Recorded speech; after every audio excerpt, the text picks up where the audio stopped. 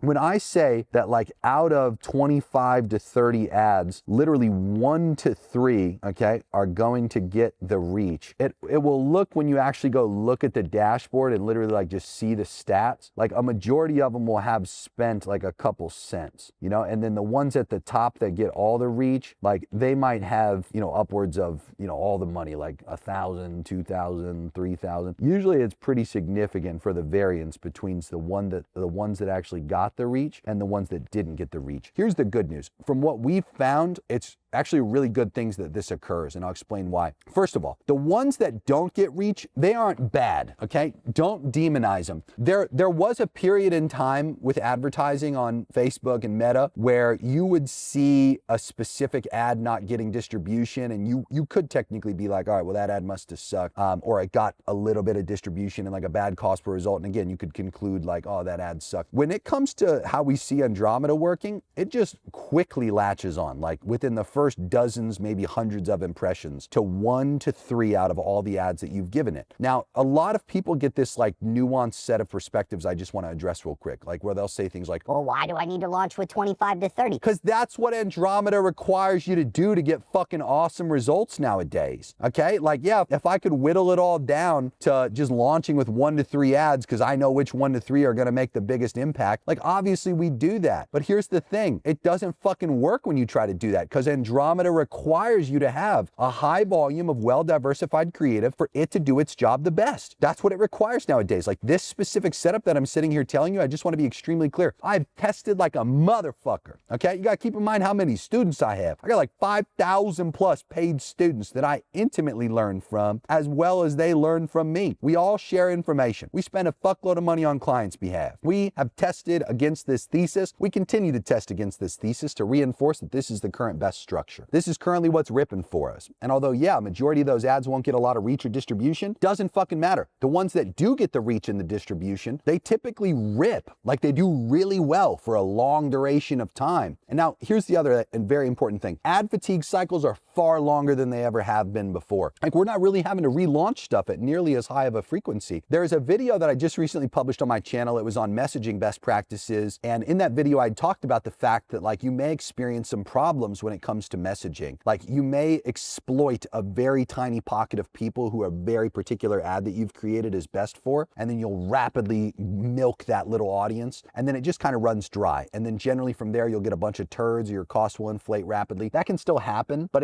it's not like how traditional ad fatigue used to be. Traditional ad fatigue is very different than this modern ad fatigue. And if you do exploit a larger pocket audience, it rips for a long duration of time, and you really can milk the fuck out of it. And you don't really want to touch those ad sets when that starts to happen. As soon as something starts to work on an ad set with this level of how it's set up with Andromeda, we don't fucking touch it. We just start scaling it, right? A lot of people, they have this like old school fucking way of running ads where they'll pull the winners out of an ad set and like throw them into their own new ad set, like a winner ad set. Dude, don't fucking do that. Like that's insane to do as it relates to this. Treat every ad set like, okay, you're launching it with a set of test budgets. As soon as you see those 1 to 3 ads get the right cost and the right types of people coming through it, convert that ad set to a scaling ad set. Hit the ceiling. We have a whole set of lessons. Actually, one of my favorite lessons in the Jeremy's Inner Circle weekly group called Library for my paid Inner Circle members, where I talk about this concept called foundational campaigns. Your goal with all these ad sets is to accumulate as many of these ad sets that you're scaling and that you're looking to hit like a ceiling where there's a certain amount you can spend where you continue to extract customers out of it profitably, but if you spend beyond that, it starts to make it less profitable and the funnel metrics don't make as much sense, or you start to get into like the wrong types of people. There's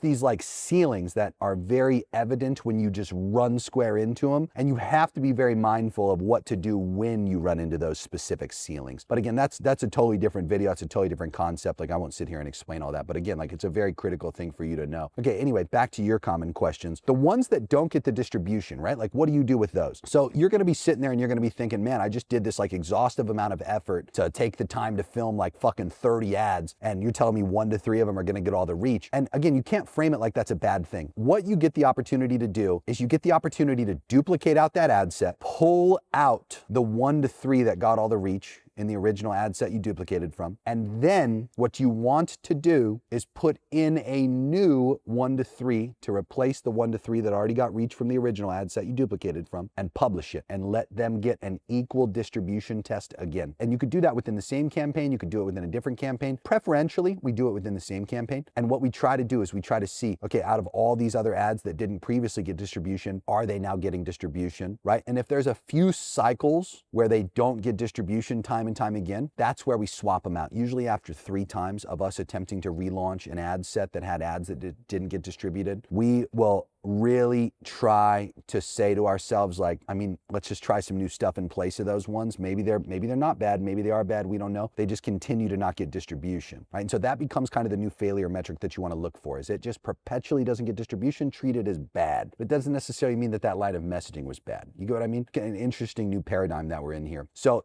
again, here's the good news, right? Like, yeah, you're gonna go film a fuckload of ads, like maybe once or twice, but like then you kind of get to ride the wave of those original ads that you filmed.